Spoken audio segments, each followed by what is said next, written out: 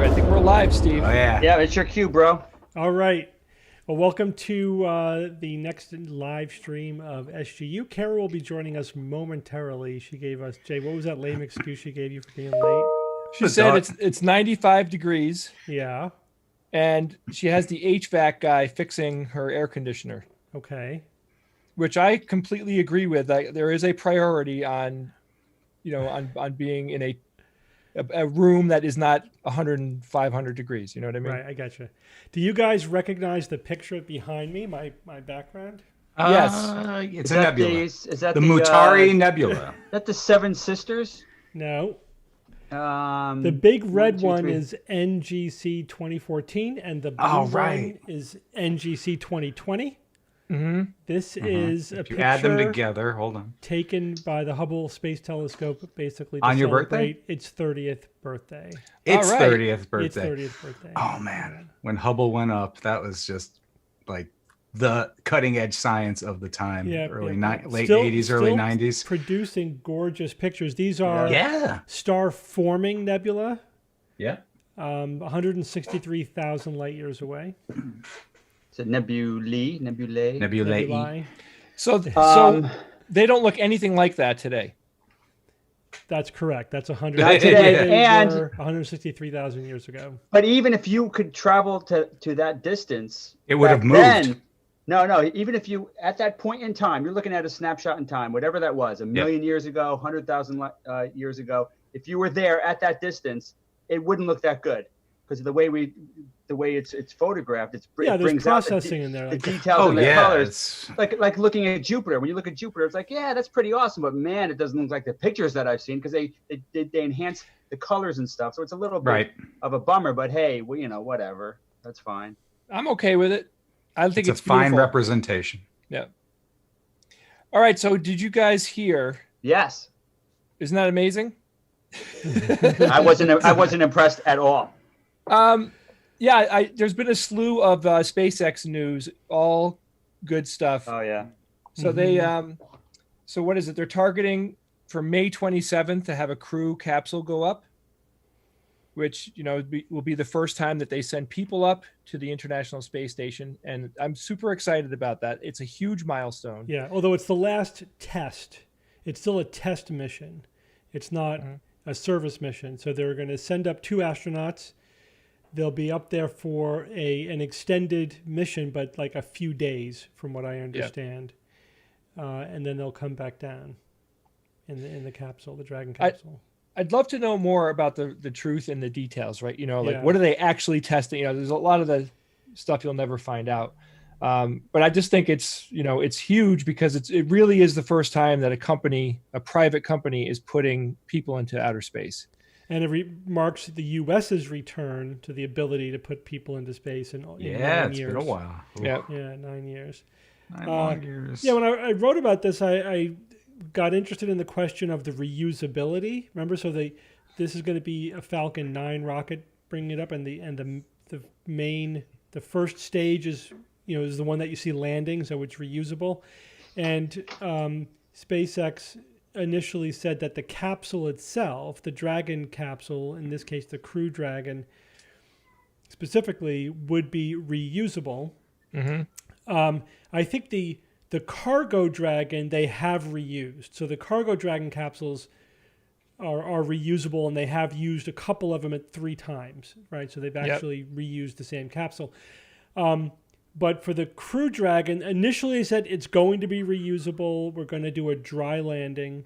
Mm-hmm. Then they said, nope, we're going to do a saltwater landing, which basically means that it's not reusable because it takes a lot longer and it's a lot more expensive to refurbish the capsule for humans after a saltwater landing. Yeah. But then they said, more recently, nope, we are going to reuse it. We're going to do a saltwater landing, and we're going to reuse the capsule. And then they said they were going to do an orange juice landing, and that was my favorite one. So what changed? I mean, why initially no, and then yes? Safety. Yeah, so I think initially they were trying to figure out how to do a safe dry landing, and then they figured out that it was going to be too hard, that it would be safer to do a saltwater landing, and that it's too expensive to refurbish with a saltwater landing. But then they decided they were going to do it anyway. So I don't know about the internal deliberations, but those were the series of announcements that were made. So for this one, I think they are planning, they're definitely going to do a saltwater landing, parachute, splashdown, and then they're saying they're going to reuse it, but we'll see if they actually do. That's when we'll know. Okay. If they actually reuse it. NASA apparently is okay with it either way. So the other thing was the Starlink launch that happened last week. This Starlink is both really cool and annoying. A lot of people are complaining about it because of the glare, the reflective glare that comes off of these tiny little communication satellites. The good news is that they're going to be deploying shielding of some kind. And I'm not sure if it's already on all of them, I can't imagine that they're going to refit any of them in outer space. They'll probably have something. No, for the new ones going up. It's just for the new ones. Okay, that makes sense. Which is many, many more than what's already up there. Yeah. Yeah. But there was a picture. Did you guys see it? That came out. When was it? In Florida. People were seeing like the lights and they thought it was UFOs. It was just a perfect, angle to the sun reflection. It did look. It was very much an obstructed view, right? It was like you can't miss it. There's all these, dots of light in the sky. Certainly, I wouldn't think it was a UFO if I saw it. But I'm glad that they're doing something about it. But the cool thing about Starlink is it's going to give, I think it's in the Northeast United States to start, internet everywhere. You'll have like Wi-Fi everywhere, although it's the technology isn't Wi-Fi, right? And then, of course, this will be going out to the world. So, imagine that's the goal, not too long from now, number of years, they'll have enough of these up there where you could be anywhere and use your cell phone, as an example. Anywhere. Yeah, anywhere. Yep. That's very Star Trek-y. Yep. Cool. And let's not neglect Boeing. Boeing has their Starliner capsule. And they're also getting to the end stages of their testing. That's all going well. They use an Atlas rocket and their Starliner capsule, which is going to be doing dry landings and is reusable. But they're about a year behind SpaceX in terms of sending. I think the next year they're going to be sending actual crews up. Yeah. Or sending people up as a test. So would any of you guys, if you had the opportunity, would any of you go up in the Dragon capsule? Sure. reluctantly. Just, heights. Eventually. Thing, I wouldn't be the first maybe one. eventually. Right. Yeah. I mean, I would love to have the nerve to do it. I think my problem is I just know so much about how dangerous space travel is. And I don't have, I mean, there's not many people that have guts of steel, and a lot of astronauts have it. You really do. You really, in order to be okay. But the payoff would be so awesome. How could you say no? I know. Oh, How yeah. could you say no? I mean, I suppose there might be an optimal level of medication that I could take, certain my Xanax levels and all that. But I would love to experience something like that. That would be amazing. Yeah. Can you imagine going through the checklist, talking about oxygen, the fuel line, the Xanax levels nominal? Yes. Nominal. So, is this our third live stream in the pandemic live stream? I believe so. Good thing those astronauts wear diapers, right? Yeah, right. It's like, when you think That's about one on me. I think it's our fourth. Is it our fourth? Yeah, I'm trying to count back now. If you think about how many contingencies, space flight and NASA, like all of these, these projects that countries do and that companies are doing, but they have to sit there and think about every single scenario. What if this switch fails? Yeah. What if this electrical connection breaks? They literally do it. There's and they figure out multiple redundancies. Yeah. Right. So redundancy, but also what does it mean if we have a critical failure with this particular circuit, this thing, this collection of things? Well, now, which they didn't have for the Apollo program, and they successfully tested for the Crew Dragon, is the emergency abort. If anything goes wrong, they're able to to rescue the astronauts. They won't necessarily die if anything goes wrong. They'll be able to get to safety. I wonder how long it'll be before they let a regular person go up in the Dragon capsule. I don't know if it would be a paid thing or if it would be a publicity stunt. He's already Musk is already saying he's taking private tickets, basically. That's great. It's not too long. I think it'll be a matter of a few years. Somebody ponies up, they'll be paying transport up. There's also the Blue Origin, which is sort of the third company who's getting involved in crewed space travel, but they're taking a different path. They're doing suborbital flights. Mm-hmm. And then once they perfect their system suborbitally, then they'll try to push it into orbital range. And they are selling tickets for suborbital flights on the Blue Origin. I have a question for you. That'd be a nice stepping stone. I think I would do that. Yeah. And if you forget which one is, that's the flying penis, the Blue Origin capsule. Oh, yeah. That's why when you look up at it, you go like this, Steve. I mean, at no point that there was somebody in the company who looked at that and said, that is a penis. It's a penis. Oh, no, they did. And they gave it a stamp and send it along. Yeah, they were okay with that. Hey, penis. Is it a bug or a feature, right? That's right. Whatever. It doesn't matter. It's like whatever the best design is. Whatever look, yeah. Designed for safety, for aerodynamics, and all of it. It happens to... Right. It works. The question I have for you guys, someone in the chat said they would go up if a flat earther can go with them. And I'm thinking, we get to the point where we're going to have hundreds and then thousands of launches a year. Yeah. Right. Yeah. And then the number of people that are going to go up is going to increase dramatically. The number of people that are designated as an astronaut or a cosmonaut just depends on what country you're from. But the point I'm making is this. How many people would have to go up before the Flat Earth Society slowly peters out? Yeah. More than everyone. Yeah. There's always going to be a contingent that doesn't believe it. And even if they go up, they'd be like, well, that was a great simulator ride. The windows were computer screens. They shake it. It had to be fake. Wait a second. I know the Earth is flat. Wait, Bob. So look at it like this. They get the top person that is a flat earther, and they're like, we're going to send you into outer space. And, everybody will watch the rocket go up. At some point, the person in the rocket ship, I can't believe that they think the whole thing would be a simulation. Mm-hmm. They have their friends on the ground. Yep, you went up. then they're seeing, would they really think that it's a TV screen? Like it's, I don't know. I think that they would change their mind. Well, look what they believe, Jay. Look what they believe. Believing that was a extremely complex simulation is not too much to swallow compared to what they're already swallowing. Mhm. There would be people that think it would still be, or a hallucination induced by the government, some drug-induced hallucination. There would be a handful that still wouldn't buy it. I would put them in a suit, open the door, tether them, and kick them out. Say, look, hang out there for a while, and look around, and then I'll bring you back in. Well, I mean, yeah, I would think putting them in a spacesuit and they can go on a UAV, right? Is that what it's called, Steve? UVA. UVA? Yeah, Extravehicular EVA. Vehicle. An EVA. EVA. An EVA would be Kara. Hey, Kara. Hi, guys.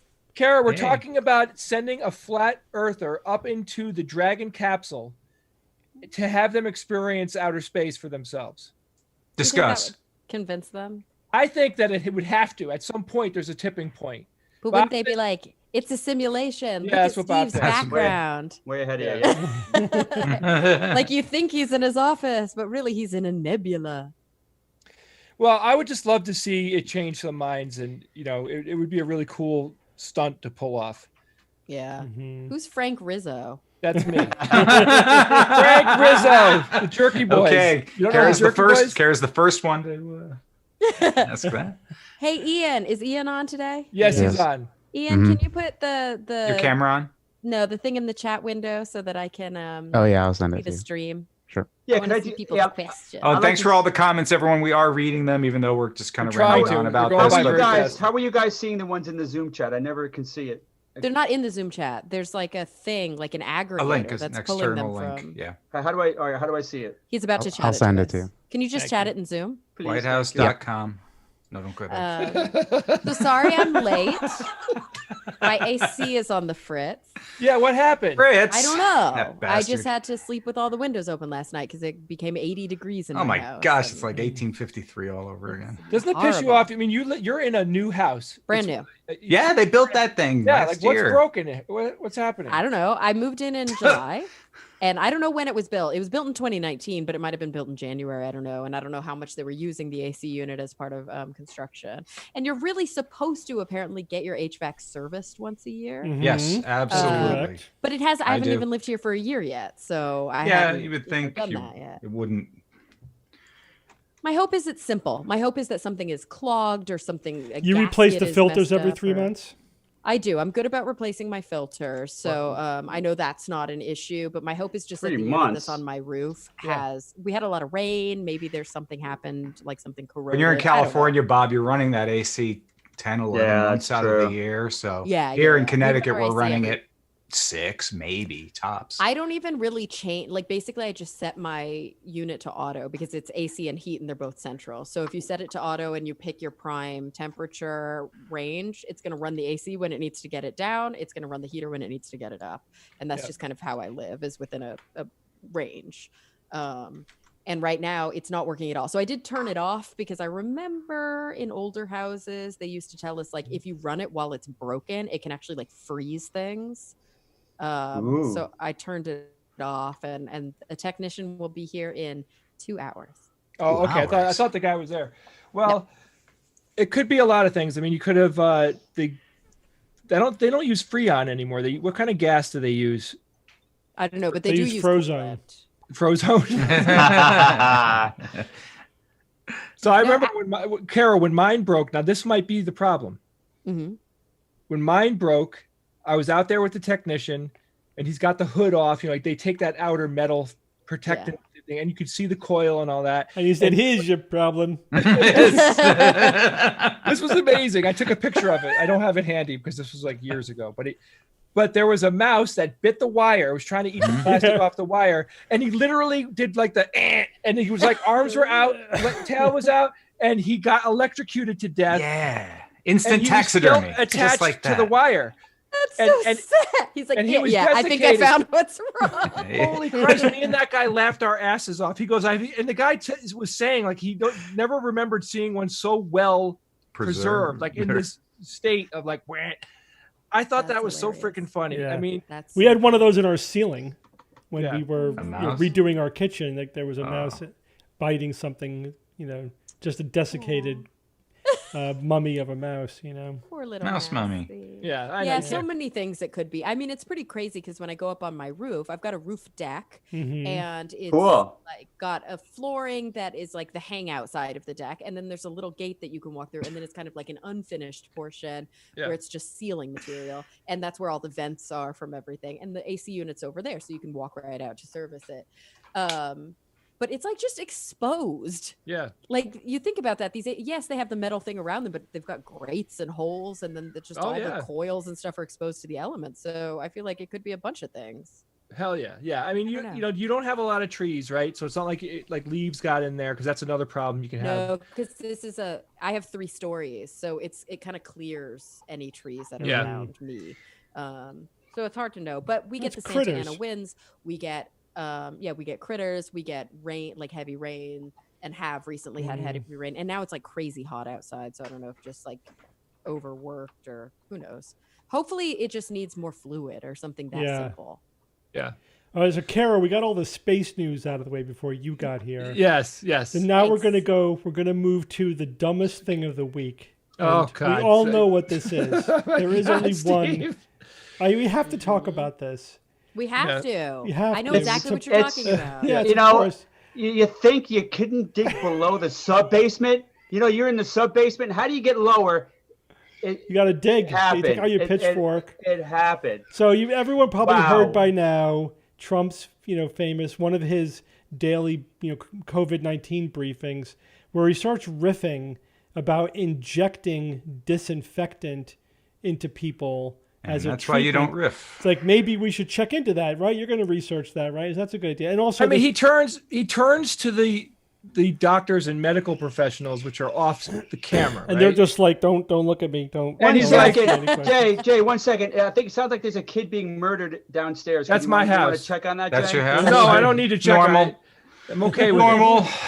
Those my- are the sounds of fun. it. Yeah, that was a good scream. When you're a parent, I know by the tone in my kids' voices if they need help, like they're on the toilet, they need some help with wiping up, whatever. Yeah. I can tell if they're actually hurt. I can tell if they're fake hurt. You get this array of different. I don't know. Like you just get used to the different sounds in their voices. Like but it is frightening when your kid is screaming in real pain. So, oh my God! Speaking Every of alarm whiny goes up. children, let's get back to Yes. the news item. So then he said, and there's also, it's like he just heard something a few minutes ago and he has no idea what's going on and he's just riffing on it. It's like, and then there's this light thing. Maybe we could shine light inside of people and get rid of the virus that way. He's like a child, Steve. It's like I'm watching it and he's literally going like this. Like the light, it kills them, right? So could we do that can we do it inside the body? Yeah. You have to test it. Could you just go ahead and test that? Yeah. And you could literally think, you can imagine them being like, yeah, Well, at least you know he's not scripted. But how could a man that age, how could he not know how long it takes to develop new medical technology? I mean, what do you have? What part of Or reality? just the idea of shining a light inside of people, but also.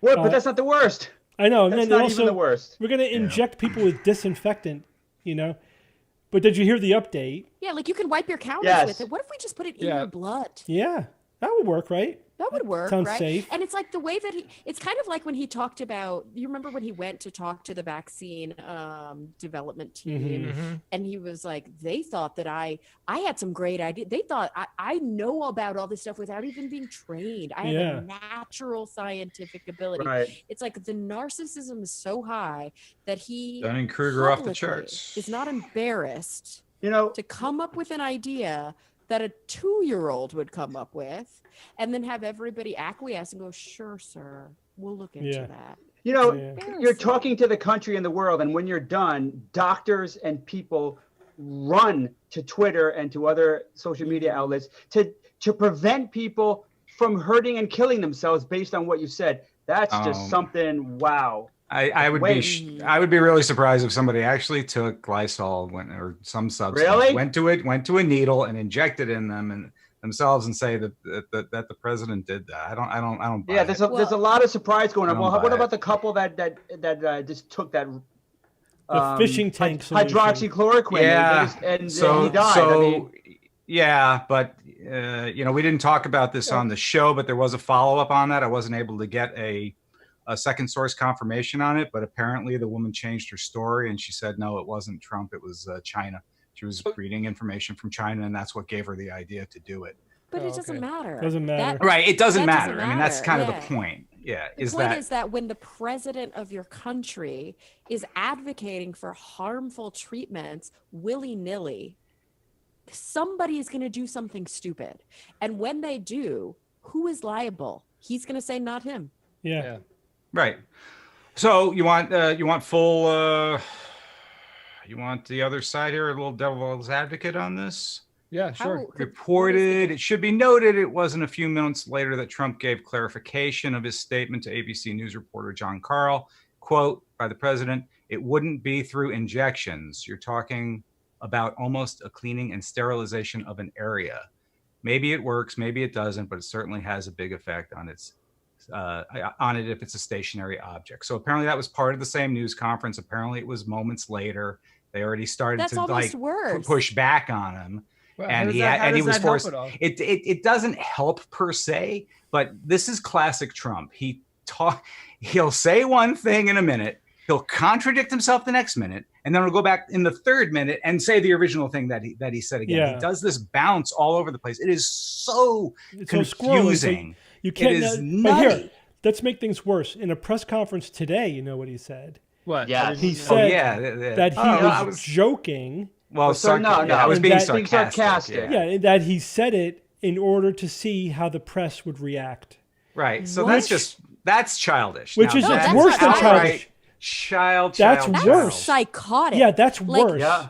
Exactly. So in other words, he's saying, no, I didn't make those comments out of ignorance and having a nonchalant, approach to medical truth in the middle of a pandemic, even though I'm the president.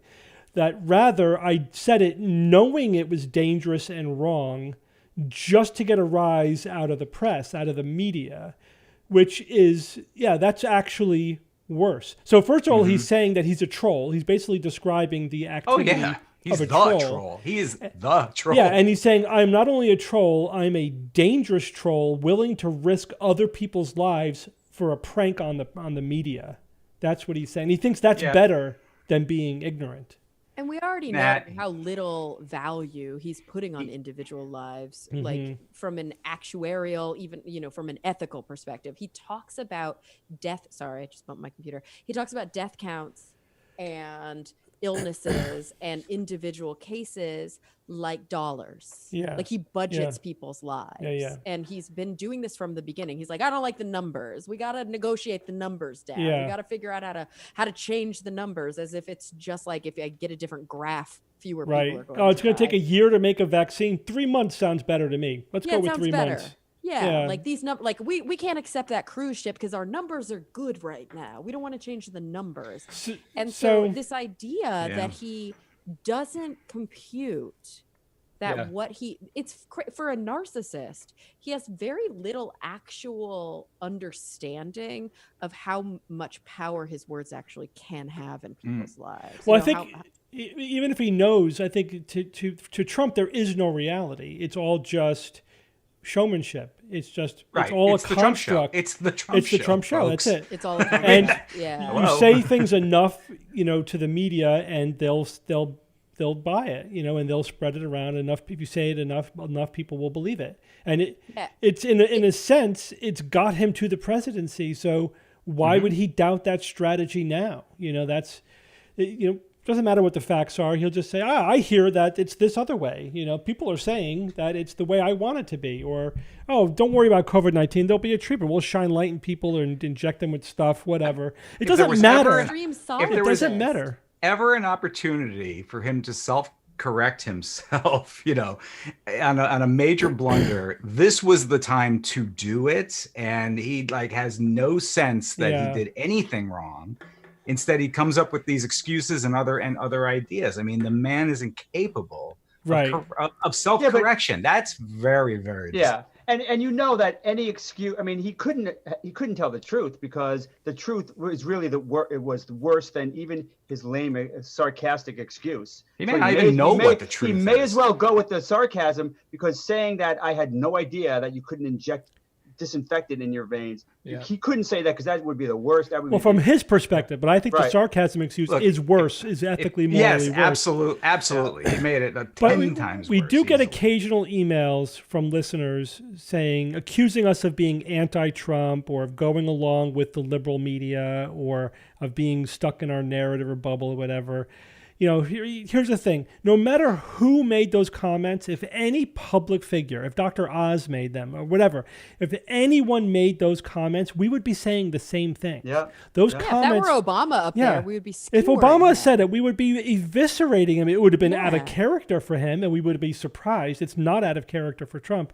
But whoever is making those kind of dangerous, pseudo-scientific, ignorant comments with a huge public platform, we would be eviscerating them. It doesn't matter. We're not anti-Trump. We're anti-stupidity, you know? Right. And come on, anybody and anti-lying.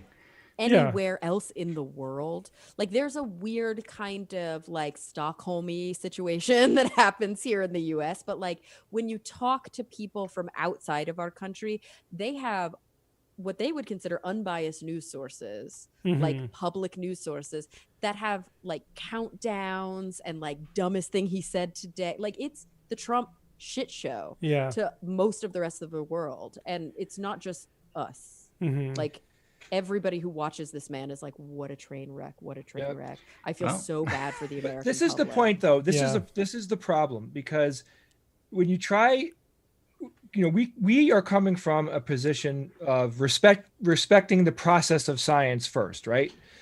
And we're looking at someone like Donald Trump, and we're commenting on things that he's saying, things that he's doing. And I'm in the middle of a live stream. I'm sorry. Sorry, Courtney. I love you, but I'm in the middle of a live stream. Should electrify your doorknob. That was my 4-year-old daughter. Yeah. At least so now she thinks now she thinks you're peeing. Yeah. Live stream. But my point is, the politics confuses this situation so much, because when we're looking at someone like Trump, I could care less what political party he belongs to, right? There's been Republican presidents before that I thought did a good enough job, right? Because I don't expect any politician to do a great job at this point, but that's my own thing. But the point is that we have to be able to look at them critically. You have to divide your loyalty to a party and your loyalty to anything, any organization or whatever, and be able to look at these statements and look at what people like in his position are doing. We have given, politicians have asked for, and we have given them enormous power, right? When you hand some people the reins of the CDC and of this branch of the United States government, they have to be under this immense amount of scrutiny. Yeah, absolutely. And if we don't do it, we're not, as citizens, we're not doing our job, because if we don't keep the politicians real, they will slowly evolve into essentially and it's not party specific, and it's not politician specific. It's not party specific. If you watch, there's a new Frontline that just came out last night, I think, or 2 nights ago, called Coronavirus Pandemic, and it's some of the better reporting that I've seen. It's only an hour long, PBS app, but I think you can find it in other places. And they call it a tale of two Washingtons, because what they do is they follow Washington, D.C. and Washington State with the outbreak in Seattle, kind of side by side. And they show the big division that we're seeing in the US right now, which is that there's not been a concerted federal response. And in many ways, you even see the rhetoric. It's like, it's up to the governors. It's up to the governors. So the idea is that it's actually been promoted by the federal government that the states are sort of responsible for their own pandemic response plan, which is unfortunate, because if you could have a concerted effort from the top, obviously it wouldn't sow as much confusion and there would be more organization. But regardless of that, you see different governors from different states talking to their constituents, and there's some that are conservative and there's some that are liberal, and many of them have a similar refrain, which is, we need to follow the science, and this is going to be unfortunate and uncomfortable, but we're listening to the health experts, and the way that other world leaders are talking about this. And it's just such a stark contrast Mm-hmm. to what we're getting from the federal government. We've got our news organization saying we can't air these things. It's actually unethical for us to air these live uninterrupted. And there's an ethical quandary in our country right now of like, should we even be giving Trump this airtime? How do we take that away from him? Because it's freaking dangerous. The things he's saying are dangerous and they're not vetted. I mean, have you guys gotten into any discussions on Facebook? I keep bringing this up on the show. God, no. Really? Why would you do that? I'm trying to have conversation. Look, part of it is because I consider myself a moderate. I just want to understand when you have a mind that is sitting on top of things like what Trump has said, and then him denying it. I want to know, like, what's the thought process? I want to understand. I want to know how people bring themselves to those places, and I want them to have to explain it. Yeah. And that's the problem, because what you end up getting is just a boatload of rhetoric. And I don't. But there is a theme to it. I do engage with a lot of the people who email us, and there definitely themes emerge, and these are general. Skeptical, critical thinking themes that we have spoken about in many contexts, right? So one, of course, is the conspiracy theory, is that you're believing whatever source of information you're getting, and they're lying to you, and so you're trapped in this bubble of misinformation. It's like, okay, but you need to consider the same thing about yourself. First of all, they make a lot of assumptions about our politics, about how we do things that are not true. Their assumptions are almost universally completely incorrect. So they essentially just have a narrative. Their narrative is, and the narrative was packaged and handed to them, right? The narrative is there is a culture war. We are part of the cultural egghead intellectual elite, and that we don't understand real America or real Americans, and Trump is their champion, and anything negative you say about him is an attack on real America, and the purpose of it is just to promote this egghead elite agenda. And so once you get into that narrative, doesn't matter. The facts don't matter anymore. Thought doesn't matter. Critical thinking doesn't matter anymore. It's like being inside a conspiracy theory. You are no longer able to evaluate information or to think logically or critically. It's spelled out really beautifully in this new Frontline doc, because they cover Rush Limbaugh and his approach. And they talk about how at the beginning of him developing his kind of empire, he talks about these like 4 pillars of, he like sows these 4 pillars of distrust, and they are media, the government, science, academia, science, and academia. Science. Yeah, I think those are the 4: academia, science, media, and government. And the thing is, in order to make yourself the only reliable source, you have to sow distrust amongst every other source. Which is what conspiracy theories do.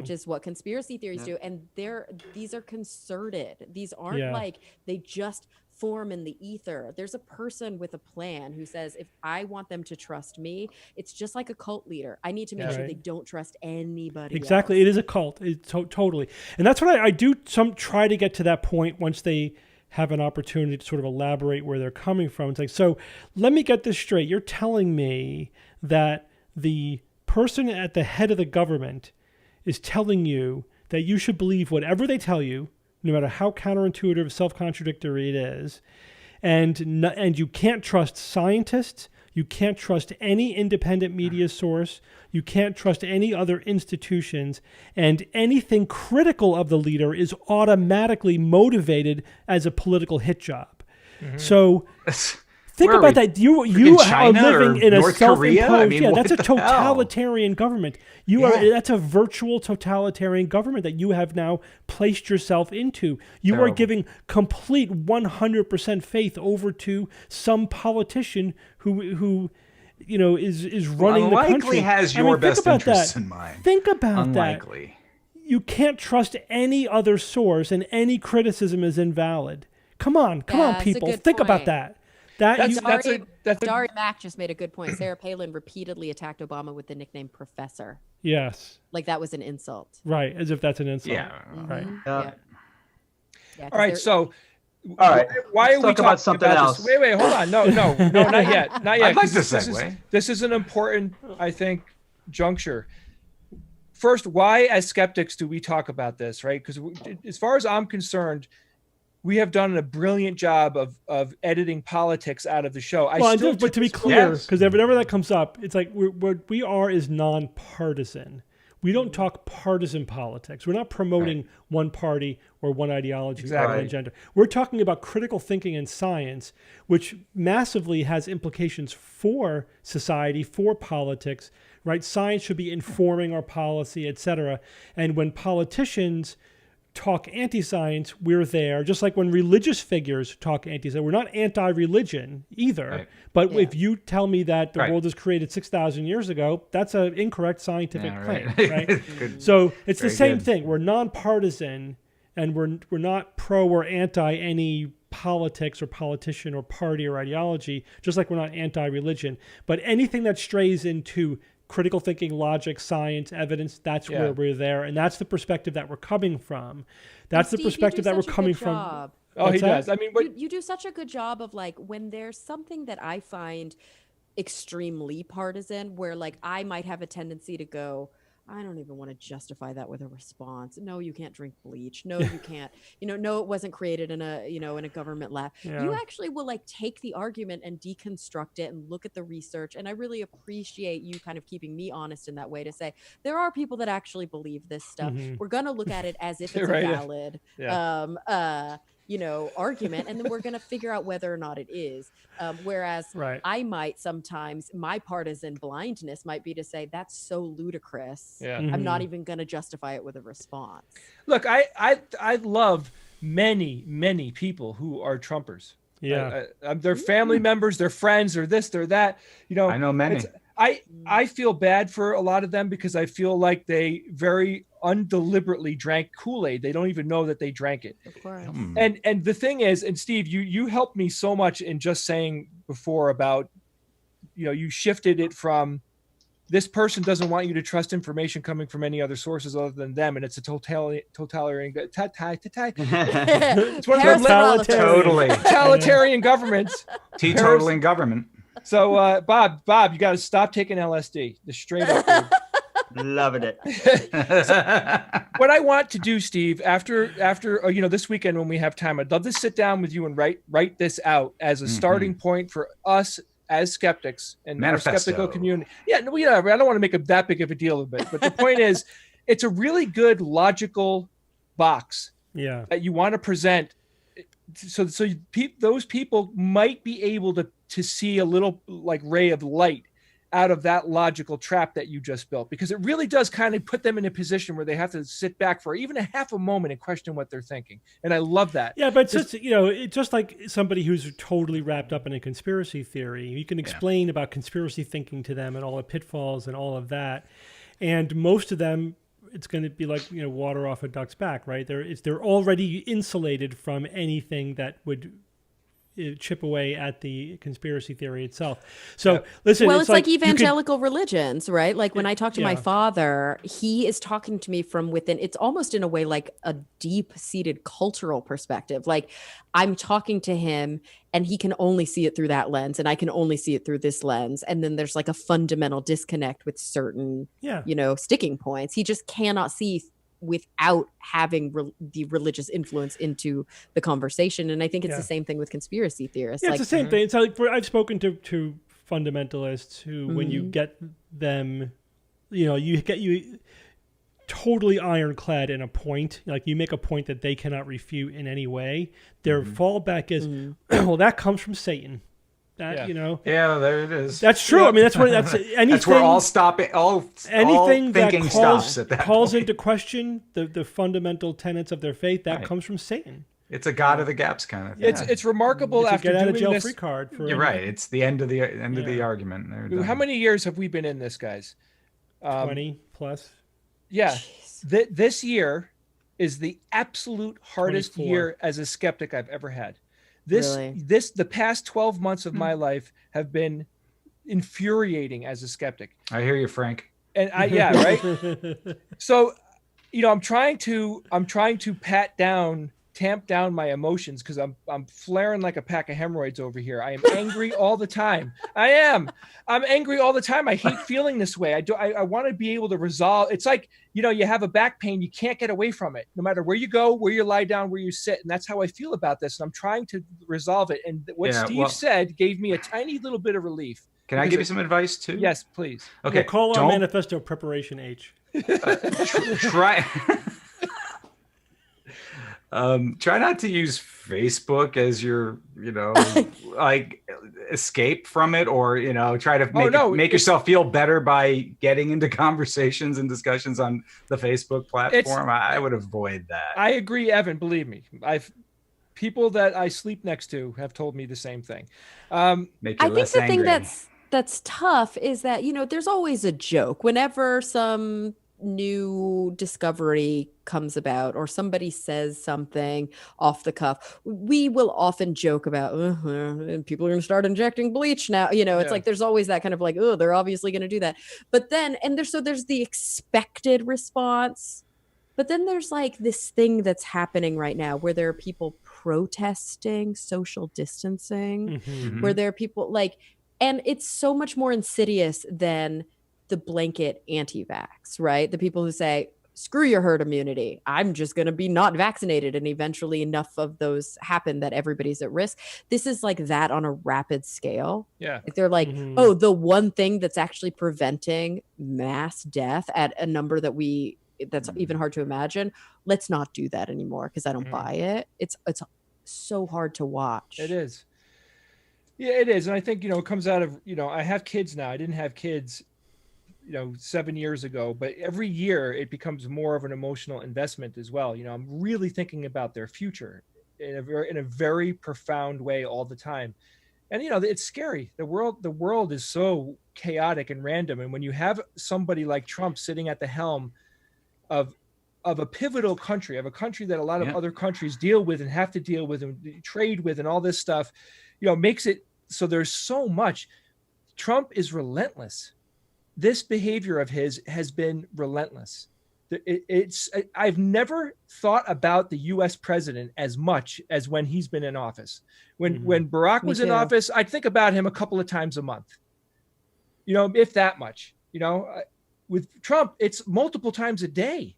Well, that's because he's on the TV multiple times a day. Yeah. It's like I've had enough, though. That's what I'm saying here. That when I say, it's been the hardest year as a skeptic. This is the other narrative that people use. They say, Jay, you have Trump derangement syndrome. Oh, I hate that so much. I know. So they're saying, so you're dismissing all of my points and my attitude as a mental illness, which again is just another way of not thinking, of not engaging with arguments, of just dismissing what other people have to say. You label it with some kind of mental illness diagnosis, it's the Satan which is did made it up argument. and doesn't exist. Satan did it. Then that's a very trolly thing to do. It's like you outrage people by doing things that are outrageous. Then you go, wow, I didn't realize you were so sensitive.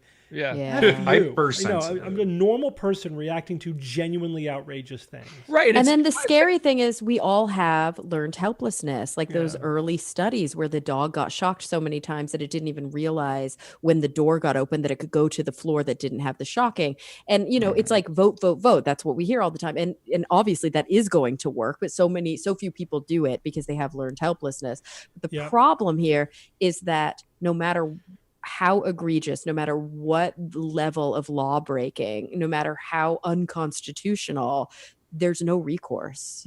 It's like he's managed to, we've said this a lot on the show, the American structure of government, the Constitution, the division of the three different houses, like the way that we have our checks and balances is designed in such a way that, yes, to some extent, it's supposed to keep any one person or one group from consolidating too much power, but it also operates under the assumption that everybody involved cares about the constituency, that like there are no despots. Yeah, exactly. And so the problem is now we have basically a would-be, what do you want to say? Like a would-be king? He's definitely dictator? A wannabe dictator. Absolutely. Yeah, a wannabe dictator attempting to find every weak spot and break it to consolidate the power that he knows he's not going to be able to have. At most, in 4 more years. Yeah. Maybe for 4 more years, but at most, there's no way he's going to be able to do what Putin did, which is say like, well, I'll just be the president for longer. Like, it's not going to happen. You can't have that. Right. But somehow that's his end game. But I think it's because he doesn't think about an end game. He's thinking about right now. What do I do right now? Yep. Yeah. All right. It's tortuous to watch. Yeah. So let's make it. Let's move on to questions. Let's transition. Yeah. So Steve, somebody asked, can you speak about what's going on in Sweden and how things are manifesting? COVID-19 is manifesting in Sweden. Oh, lots of people are asking that. Yeah. Yeah. So Sweden decided to go with a different strategy. Rather than universal physical distancing, they're doing targeted physical distancing, which is what we're trying to get to, right? That's the goal. So you do that initially by tracking and keeping people from moving around, preventing importation of the virus. And then, but once it's endemic and spreading around, I shouldn't say endemic. Once it's an epidemic in that region and it's spreading around, to that you can't keep up with that anymore. And so we shifted to the universal distancing, universal precautions. But in order to get the economy going again, we're going to need to let people get back to work, and that means we're going to have to isolate people who definitely have it, and let people work who are definitely immune or definitely don't have it. And so that's where the testing becomes critical. Well, Sweden decided to sort of skip the middle part, right, and just go to sort of targeted isolation. And we'll see how that's going to work out, but the early data is not good. No, it's getting worse. It's getting worse there. We could have skipped the middle part too if we actually had the ability to test and potentially treat relatively early, right? If the earliest phase, if we hit the ball out of the park in the early phase, the whole point is to prevent phase 2, that we're in now, and we failed. So we failed to act quickly enough and definitively enough to keep it out or to really keep it isolated, and then it was too late. So now we have no choice, basically. Guys. I had this realization when I was watching this Frontline doc last night. And I know that we've probably thought about this in the back of our heads, but I'm watching it and they're talking about Seattle and they're talking about the first patient. And then now we have this data coming out of Santa Clara that a patient who I think she ultimately died, or maybe she recovered, I'm not sure, but they were able to do some testing and realize that as of February 6th, she was infected. And they were thinking that the first infections that they were testing in Seattle were February 25th. We were there on the 15th, not me. Fully in society. I'm talking live shows, shaking hands, kissing babies, taking pictures. I mean, we put ourselves in front of well over 1,000 people eating soupy dumplings, just fully on. Sharing dinner plates. You're right. Oh my God, I didn't even think about that. Licking doorknobs. We were there eating out of each other's laps. Oh my God. Weirdly, the last 2 or 3 live shows we had done, I had started getting kind of paranoid about, because I was realizing we have big crowds and we're doing a lot of shaking hands. So I started carrying hand sanitizer. Remember, I was walking around spraying everybody. You did. Yep. And I didn't even have COVID on the mind. It wasn't in our heads. It was in China. Yet. It wasn't in the United States at that point. But weirdly, when we were in Seattle, it was well within our ranks. We didn't quite realize, but all of us could be lucky at this point, or we could be the people who got it and were asymptomatic. There's literally no way to know until we test. Well, I was tested. Let's test me. Yeah, you're negative. Yeah, you're negative now, but you didn't get an antibody What's test. The rate now? You? They're tested in New York. It's 21%, they think. Wait, Steve, you only know that you didn't have an active infection. Swab. Yeah, you got the old one. That was in You March. were only tested for active infection. Yeah, but also that was in March. Could have been, but that was you got to get your blood drawn, cleared right? it. You could have caught it and cleared it by then, and you could have been infected since then too. Probably not. Was my response. I guess you're right. I don't know for sure, but I think so many people not. It seems like every new epidemiological study that comes out, the trend is way more people than we thought had it. Way more people than we thought. Every time they test, a whole bunch more people had it than we thought. A lot of people are asymptomatic. Kind of expected though. I mean, because we weren't testing. How do we know? Yeah, so Montana is going to be providing a lot of real-time data because they're essentially reopening Montana, to business. And that's going to be, look, without getting into the details of how horrifying the reality might become there, it's going to be very useful because there's going to be a ton of what happens if we open now with this level of infection going on. And it's going to be, we'll see. We passed past 50,000 dead in the U.S., but also Sweden now 7th in the world yeah, for deaths per million. and that's for the size of the country. Per million. Per million. So that's per million. adjusted. Okay, but yeah. still, and this tells me all the time, guys.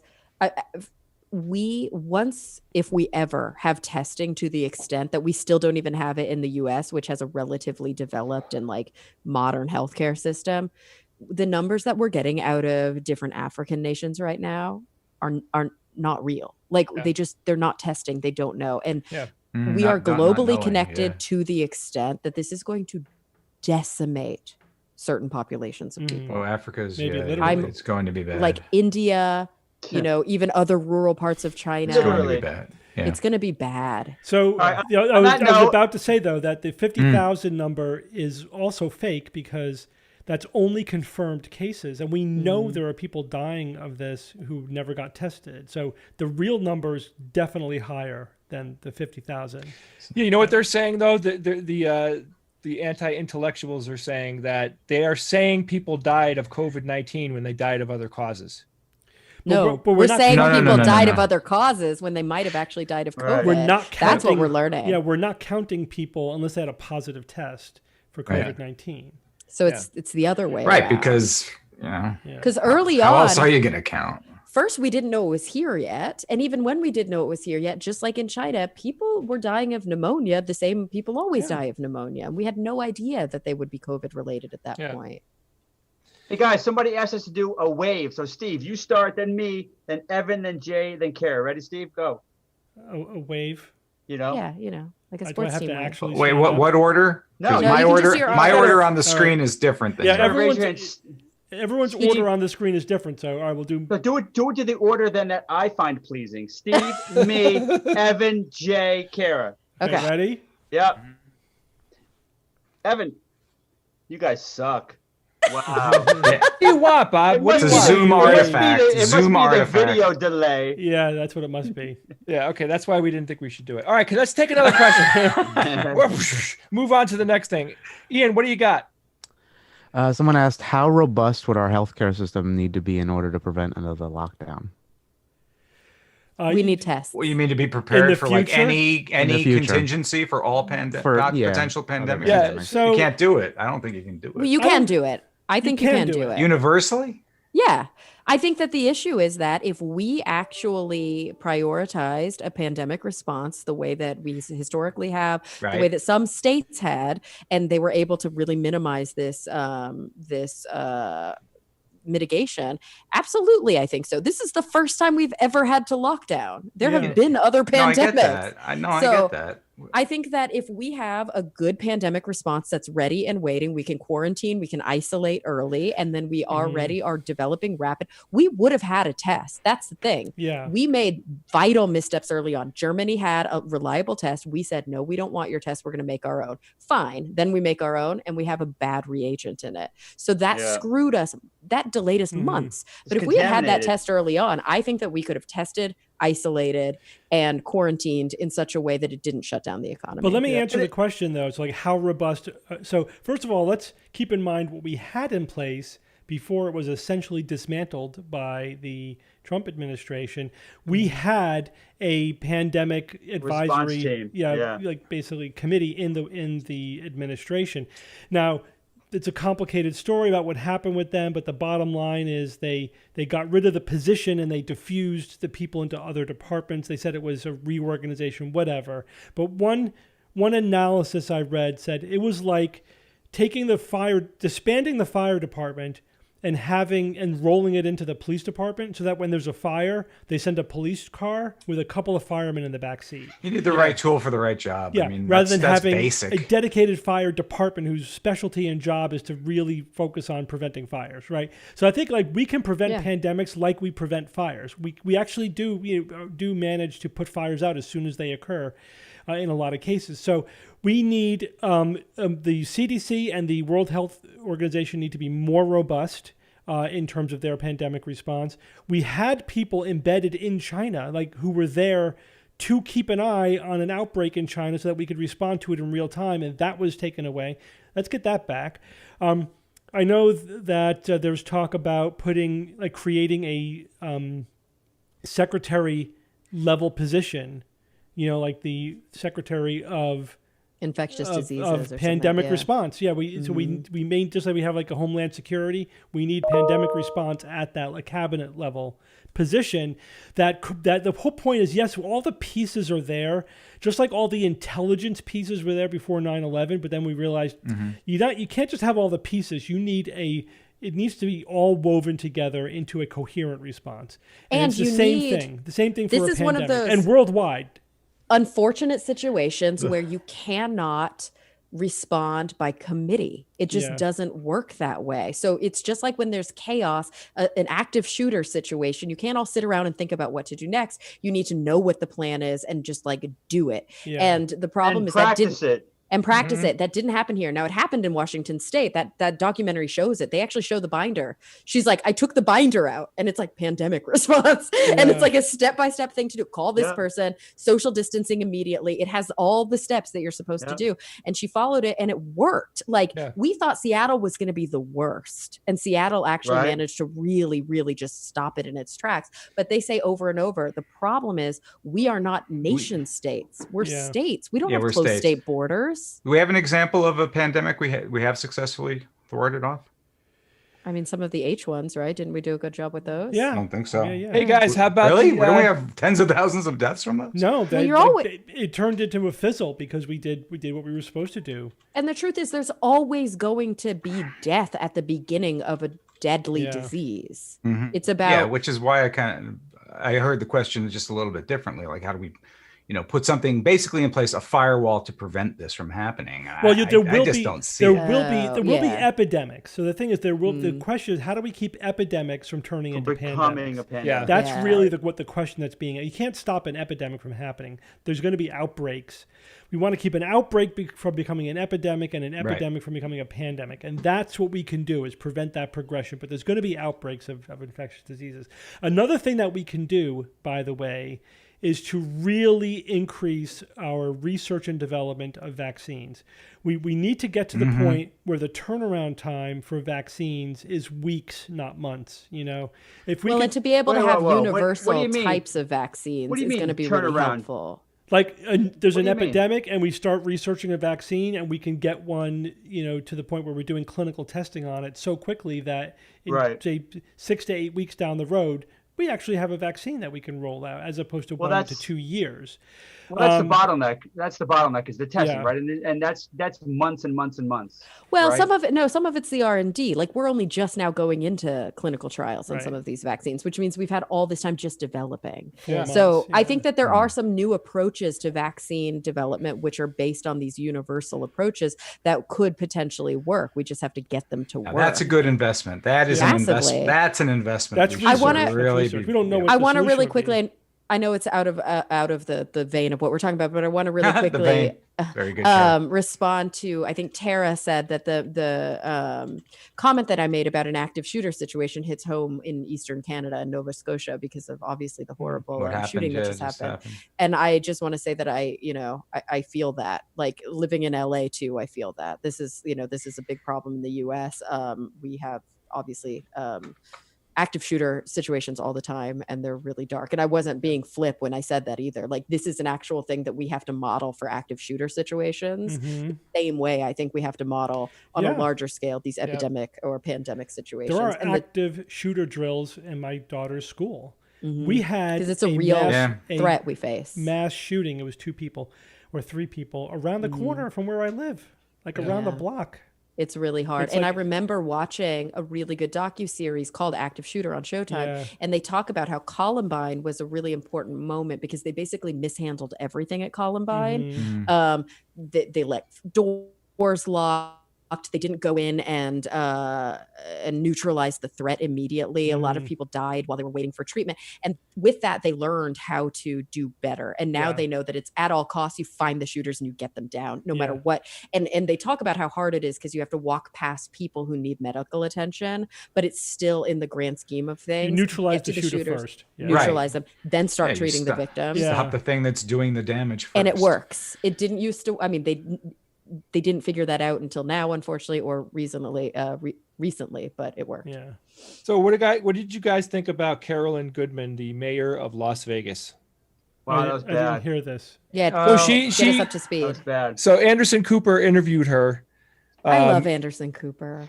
And he was very, he knew, I think, going into it that things were not being, there really wasn't anything being handled, right? But he was asking very legitimate questions about how she's handling COVID-19 in the city. And Steve, it turned into this incoherent exchange. Like, he was asking very reasonable, very deliberate questions, and she was like responding as if she's listening through cheesecloth. It was like, she'd answer. He would say, "What are you doing about health?" And she'd be like talking about her health. Yeah, What? that happens actually quite often, Jay. When the politician will get on one of these news shows, they're going to go on there and they're going to get out their message, whatever the heck the message is. Doesn't matter what the question is. It happens a lot more than you think. And you learn how to do it. You actually get media training on how to answer the question you want to answer. Yeah, that's the whole point. Is that she was using that time in order to promote whatever it is. I don't agree, Ev. I don't agree, because Well, what she was saying was not like valuable to Las Vegas. It was nonsense. No. Well, you got to look at it like this, Jay, as well. I mean, this person, in Las Vegas may not be the classic sort of case of a city. Yeah, you're right. But she's there likely because of the businesses that paid to help get her elected to that position. So she feels under an obligation from the pressure of that business community, which is, everything in Las Vegas, to get out their message, and they want to reopen, and that's it. It was a sales pitch. Basically. I agree. So immoral, though. Why do they? I mean, it's ultimately this ridiculous, transparent bullshit. It's like, you're a sales pitch to the businesses that are there. It's a joke. She can't even answer questions. But have you ever heard a BBC interview?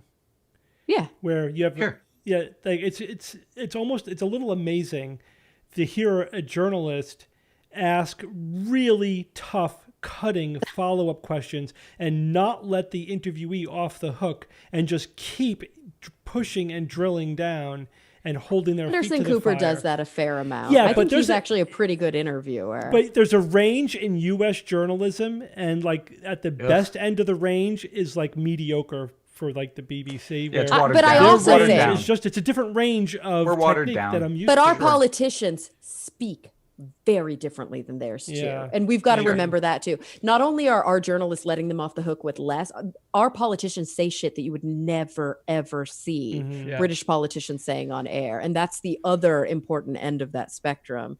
And I think that, here's the part that I don't get. Like, from a purely economic perspective, if I owned a business, like a big business, yes, my emotional side would say we need to reopen and have the casinos open again. But my smart side would say, oh, if we do that, then I'll just have a bunch of dead patrons. Yeah, right. That's actually not a good business decision. It's not a good business decision. I don't get. It's not. Why are at all. so many corporate Americans and so many politicians in cahoots with a bad decision? It's short-sighted. They don't have the discipline. But if the actual economists, who are not hacks and know what they're talking about, are saying the same thing. It's if we open up too early, it's going to be bad for the economy. It's not going to be it's not health versus economy. They're on the same side. The only way to make the public feel confident enough to reopen the economy is by getting this under control. Yeah. And so we have to take the hit now. You gotta have the discipline. Swallow the medicine. If we and also flinch and do it too soon, it'll actually backfire. Gets worse. It'll be and also bad for use the this to iterate. I mean, I know it's a hard slap in the face, but we have these conversations about coal miners, right? And how there's been a long kind of concerted effort to say, I feel bad for the coal miners. They're losing their jobs. We have to maintain their jobs. And it's from a human perspective, of course I feel bad for them, but from an economic and global, perspective, we need to figure out how to have more different sector jobs available to solve this problem.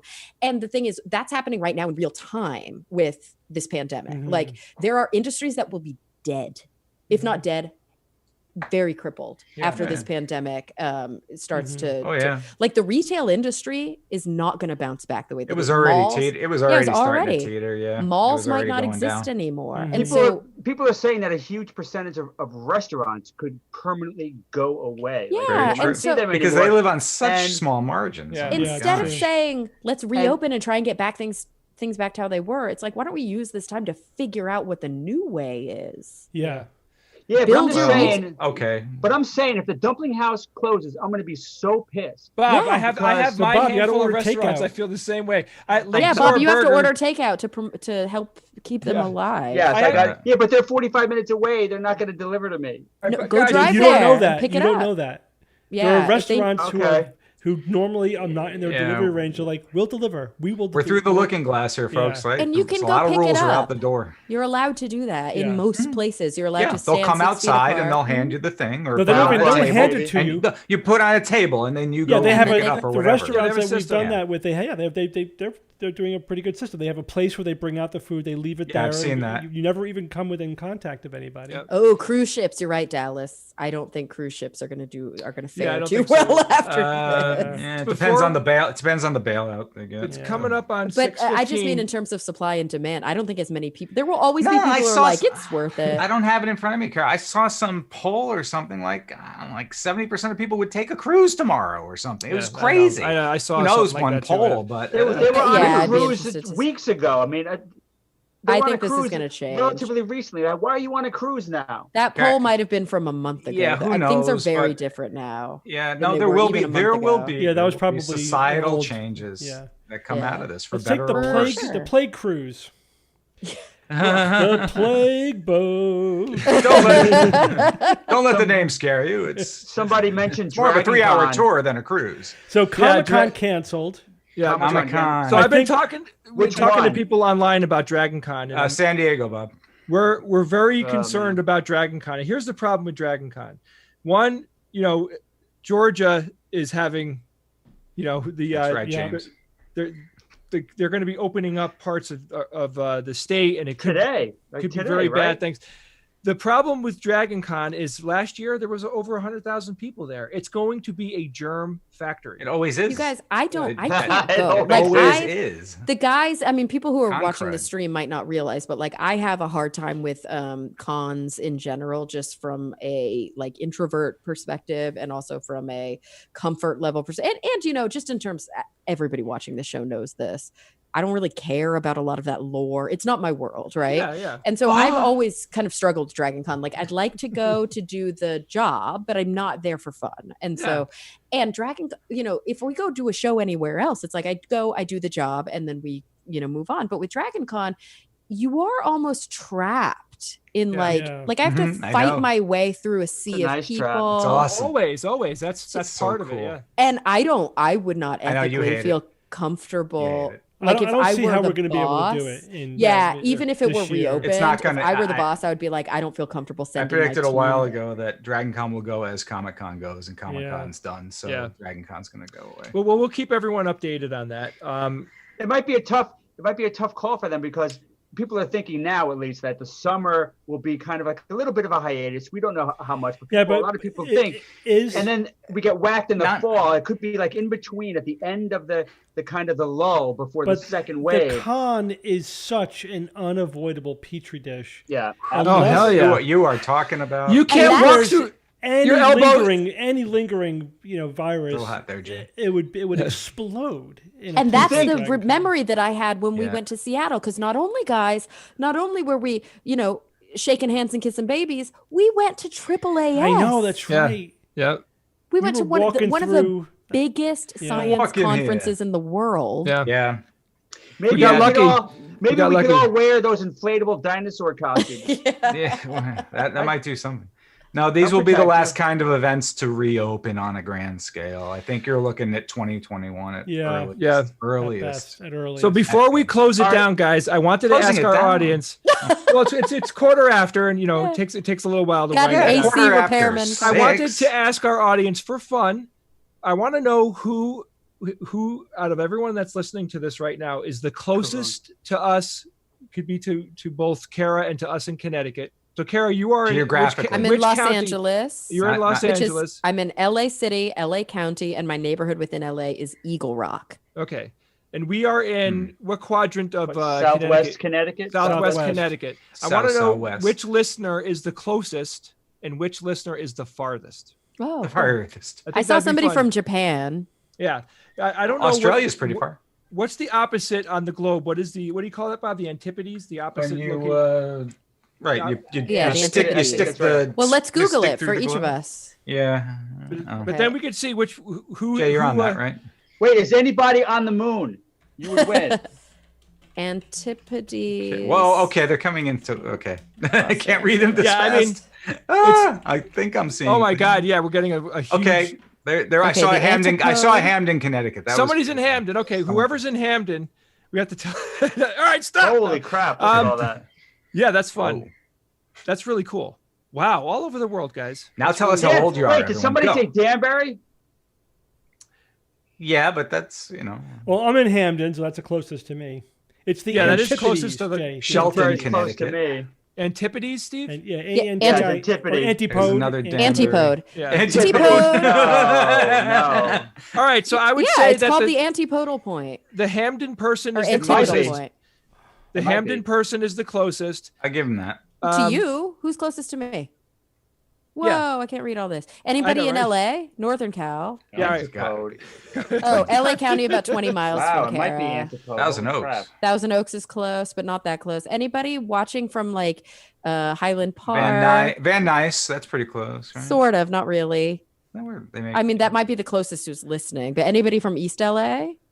I saw Van Nuys too. Somebody's from NoHo. Mordor. NoHo. Somebody said they're from Mordor. Yeah, The somebody there's from. Yeah. The Yeah, give us your- antipode for us guys is like in the Indian Ocean. So it's Okay. mine. Mine's right next to Africa, but the Namaste. closest city is called Reunion. No, Saint Philippe Reunion. It looks like a little island off of Madagascar.